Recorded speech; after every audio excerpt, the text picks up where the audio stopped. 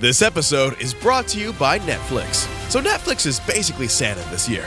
2 NFL games on Christmas Day, streaming live. At 1 p.m. Eastern, it's Cowboys, Commanders. Then at 4:30, you've got Lions, Vikings. Midwest football, playoff stakes, and probably some snow. Watching holiday football is a tradition the whole family can enjoy. Open some gifts, grab some food, settle in, and watch NFL Live on Netflix this Christmas Day.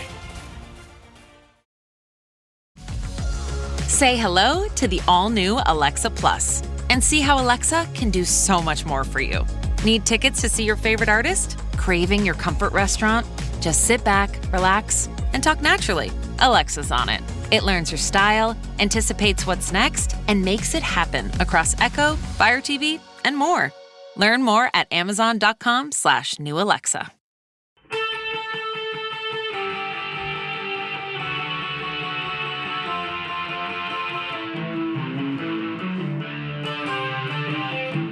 This is the Daily Blast from the New Republic, produced and presented by the DSR Network. I'm your host, Greg Sargent.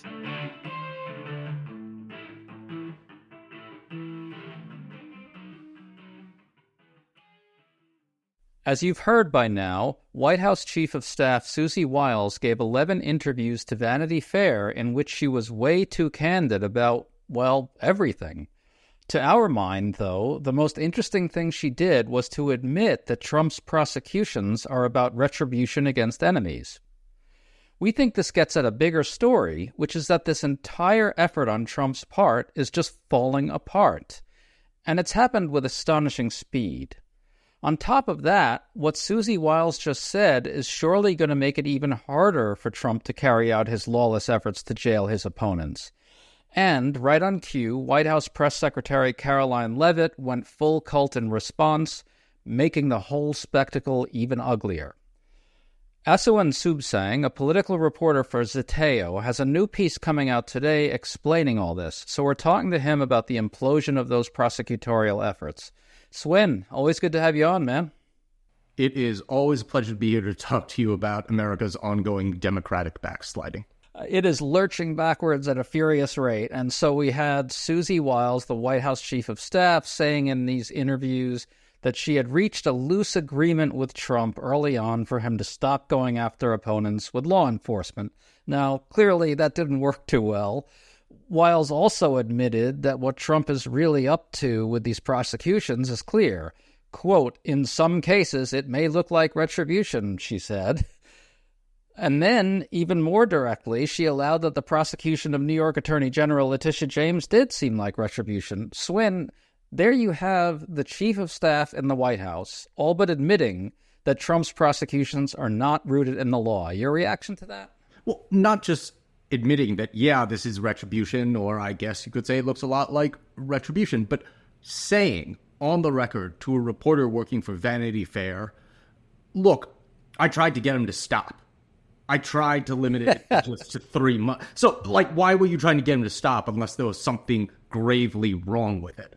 So, look, obviously the White House, from Susie Wiles to everybody else in the communications operation, and also all across the vast expanse of the Trump administration, including Pete Hegseth at the Department of Defense, are trying to propagandize to the American people that, look, this was a hit piece, it was missing some vital context, or certain quotes we're taking out of context. And look, it's no big deal. In fact, we're laughing about it. Donald Trump gave an exclusive interview to the New York Post on Tuesday, basically stressing that point, like, oh, I actually think it's funny. Nobody here is upset. Susie didn't do anything wrong. So there's a wall-to-wall administration communication strategy right now to kind of say, this is a nothing burger, this is no big deal, please don't pay attention to it. In fact, everybody loves and adores Susie Wiles, and we really, really, really adore Donald Trump.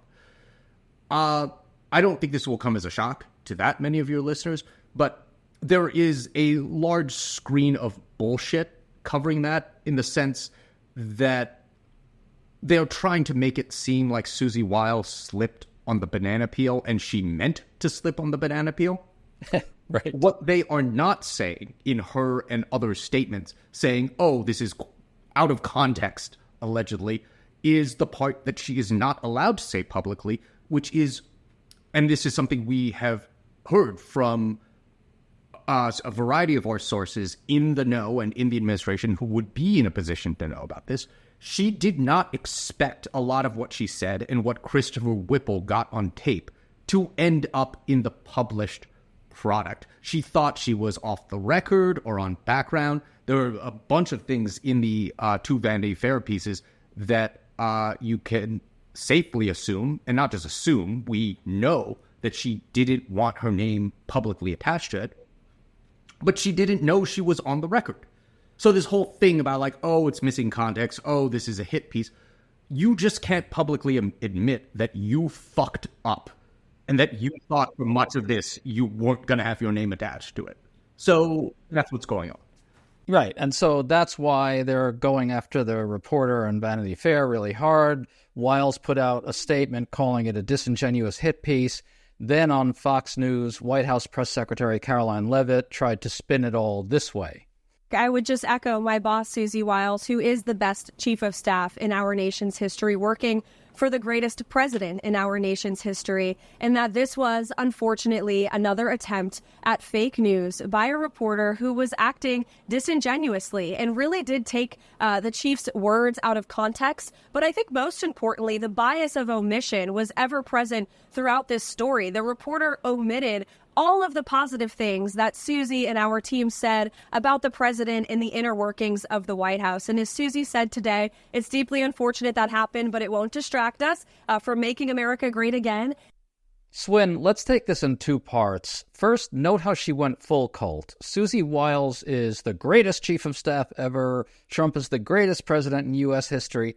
Have you noticed that whenever the news gets really bad, Leavitt and other propagandists always go out of their way to go full North Korea with Trump? And we know why, right? Because he is in a fury inside the White House. Never mind what he said to the New York Post or whatever. He's raging at them for letting this happen. He's throwing things against the wall. And the only way they think they might be able to sue them is to call him the greatest president in U.S. history on Fox, right? Right. That whenever these things happen, there is... And look, it can sometimes feel like it's getting old that we constantly reference Pyongyang, but given how garrulously cultish the entirety of the Republican Party elite is right now, and how they treat the so-called God Emperor Donald Trump, it is really hard to get around the idea that when you visit official Washington nowadays, you are not in Donald Trump's Pyongyang. Like, it looks like that with the way that they're trying to physically make it that way at every stretch, not just at the White House, but beyond. And also the way that everybody in the Republican Party, whether they're on Capitol Hill, in state parties, or working in the bowels of the West Wing, have to just say Donald Trump is the greatest. There has never been a leader as loving and generous and gracious and cool and sexually charismatic, and nobody hits a better T-ball than Donald Trump. Like, literally everything. It's all they're doing. It's their only play whenever he or someone else in their orbit fucks up. And it's just astounding because, look, well, I mean, it's not just astounding, it's kind of horrifying because it underscores the militarized authoritarianism that Trumpism is now trying to spread across our once great country. But it is also hysterically funny in a perverse sense because nobody is buying this bullshit. His approval rating is in the shitter. It keeps hovering somewhere between 36 and 39% in a bunch of very reputable polls. And it would be one thing if you were trying to say this about a president who had an approval rating in the high 50s or the mid 60s. It's another thing to say this about someone who is in, you are going to get slaughtered in the midterms electorally territory. To stay up to date on all the news that you need to know, there's no better place than right here on the DSR Network. And there's no better way to enjoy the DSR Network than by becoming a member. Members enjoy an ad-free listening experience, access to our Discord community, exclusive content, early episode access, and more. Use code DSR2025 for a 25% off discount on sign-up at thedsrnetwork.com/buy. That's code DSR2025 at thedsrnetwork.com/buy. Thank you, and enjoy the show.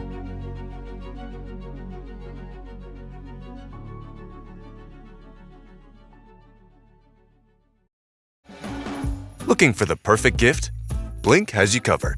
With a Blink security camera, you're giving the gift of peace of mind. A camera? Isn't that hard for them to set up? It's simple to install anywhere, and they'll always know what's happening at home. Okay, that's actually perfect. Perfect indeed. Give the gift of smart security with Blink so they can check in on home from anywhere this holiday season. Shop now at amazon.com/blink. Adobe Acrobat Studio, so brand new. Show me all the things PDFs can do. Do your work with ease and speed. PDF Spaces is all you need. Do hours of research in an instant with key insights from an AI assistant. Pick a template with a click. Now your prezzo looks super slick. Close that deal? Yeah, you won. Do that, doing that, did that, done. Now you can do that with Acrobat. Now you can do that with the all-new Acrobat. It's time to do your best work with the all-new Adobe Acrobat Studio. That is such a good point. There really is an extra set of layers of absurdity to it when you consider how badly he's tanking. I mean, these cabinet meetings in particular, whenever the news is bad, they just slather him with the most ridiculous and obsequious praise, one after another, and they don't care how ridiculous it looks to normal human beings. That's the thing I can't get around, Swin.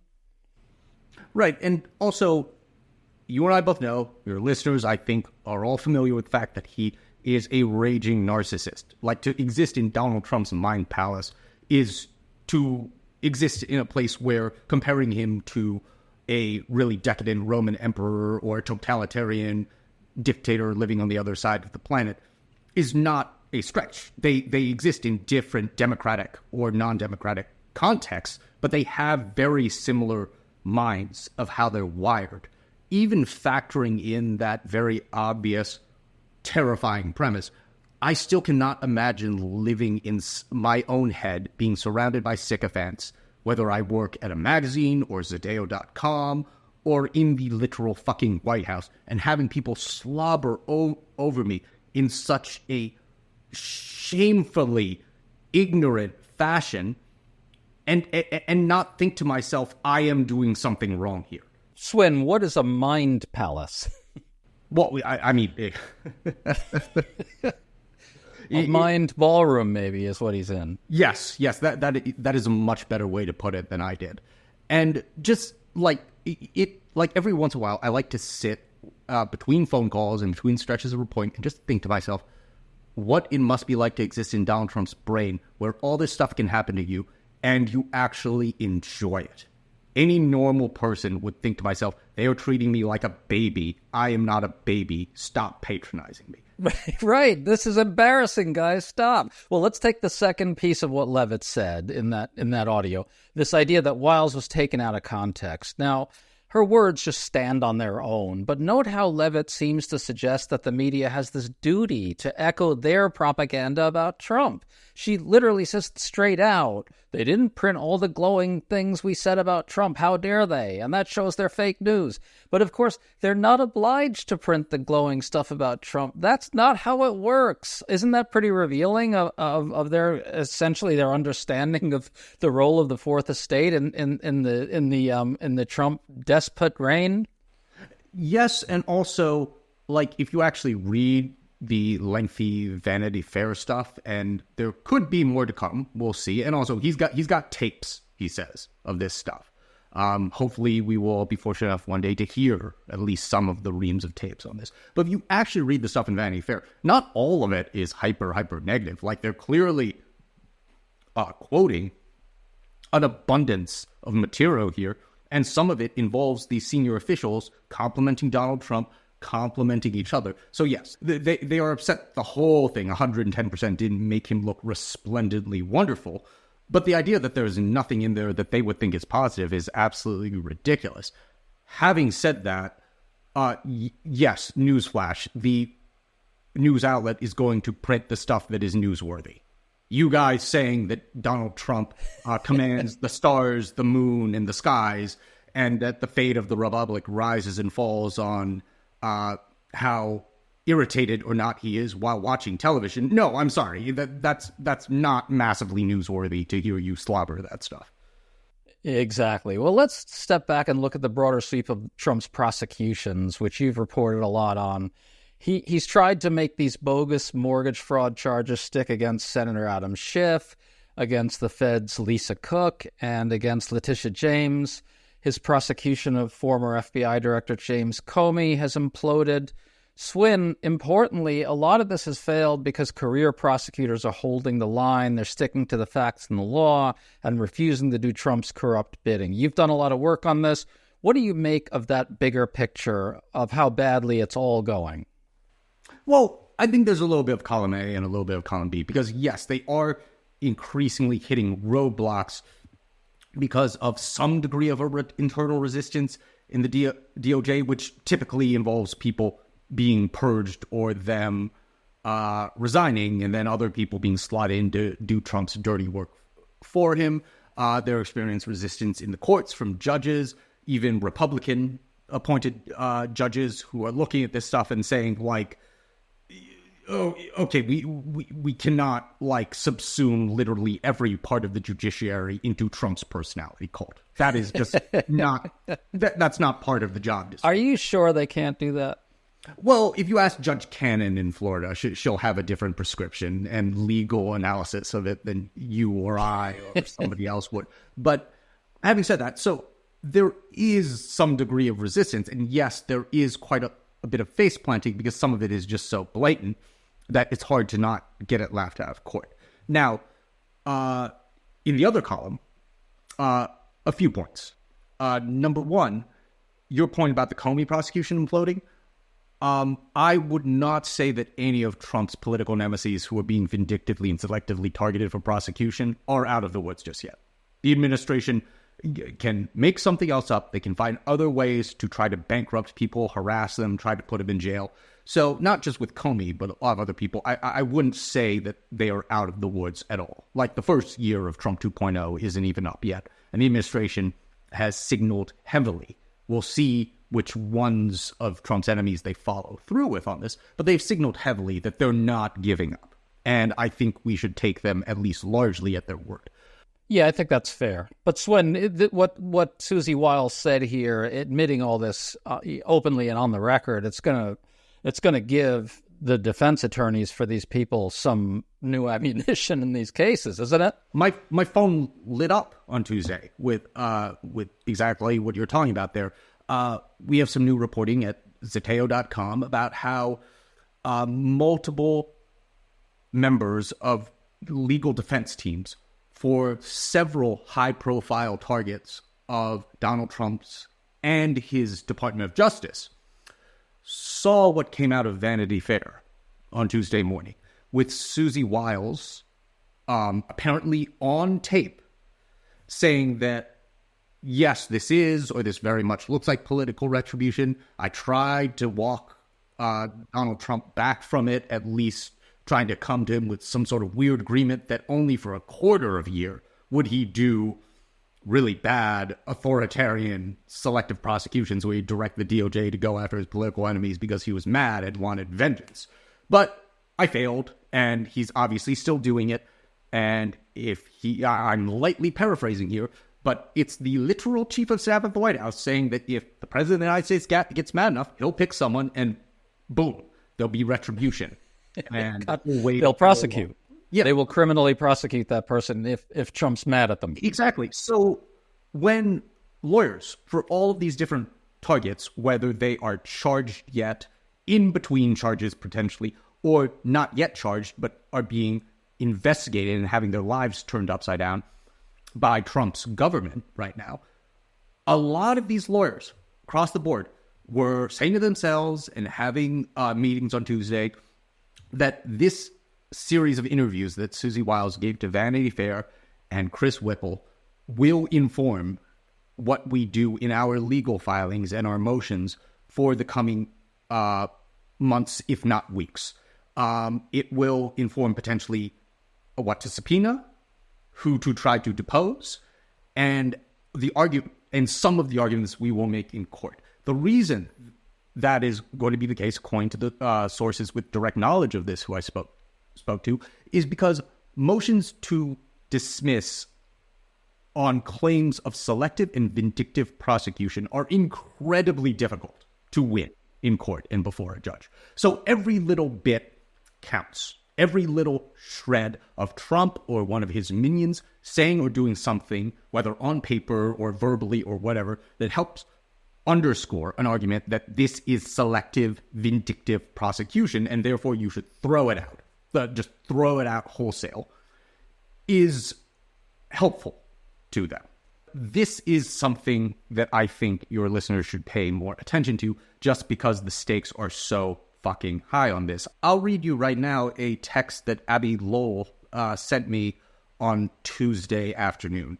Lowell is, as your listeners probably know, one of the top attorneys for people like Letitia James and several others who, look, he's the lawyer right now who, if you are a top political target of Donald Trump and Donald Trump's Justice Department, you call this guy. So he texted Zeteo on Tuesday, quote, "The White House chief of staff admitting that President Trump turned the Justice Department into his weapon for political retribution against Attorney General Letitia James only confirms that this has been an improper, vindictive prosecution. The astonishing admission comes after President Trump publicly demanded Attorney General Bondi target Ms. James for doing her job and his DOJ ignoring career prosecutors and 2 grand juries that rejected the case. It all proves beyond any doubt that the attempts to bring charges against Attorney General James are nothing more than Trump's political crusade. When they admit it's not justice thereafter, but pure revenge, believe them." End quote. Swin, I will say that is extremely powerful. And just to wrap this all up, I want to return to what you said at the very beginning. You got at this notion that Susie Wiles was admitting that there was something wrong with the prosecutions. And that, I think, is an added piece to this. And yet it also gets at something very dark about it all, which is that people like Susie Wiles, who have been around a very long time and understand how things work, they're going along with this shit, even though they know how depraved and how contrary to the rule of law it really is, right? Susie Wiles is someone who's been known in various elite Republican circles for a long time for someone who, while she is a committed conservative, she is not a ideological true believer in the same way that a Stephen Miller is, or someone like that. Like, she is very, very, very attuned to and comfortable with Trumpism. But if Marco Rubio or Jeb Bush had won in the primary in 2015 or 2016, she'd be comfortable in that set as well. I do not say what I am about to say lightly at all. People like Susie Wiles are a terrific example of how something as bad as Nazism actually happened. When it comes to the old guard or the establishment of any political order in any country that is experiencing an authoritarian wave, there are not enough Stephen Millers in it or in any political party's mainstream to carry the project the whole way. The reason these things succeed is because you have people like the Marco Rubios, like the Susie Wileses of the world, willing to go along to get along and prop up the project despite their own personal, hidden, unless you accidentally blab about to Vanity Fair, reservations about how grotesque and depraved parts of the project are. In essence, there is no difference in practice between her and Stephen Miller. Stephen Miller just has the self-restraint not to go on a tear to Christopher Whipple about it over the course of like 10 months or however long it was. But she is a perfect emblem of how the authoritarian rot of any once great or at least non-authoritarian country comes about. Absolutely. Aswin Soup saying it's 100% true that the behavior of conservative establishments in the face of authoritarianism dictates a lot of what happens. Folks, make sure to check out Swin's piece today at Zeteo.com. It's great stuff. Swin, great to talk to you as always, man. Group therapy. It's a blessing. Indeed, and you're good at it. Hey, Ryan Reynolds here.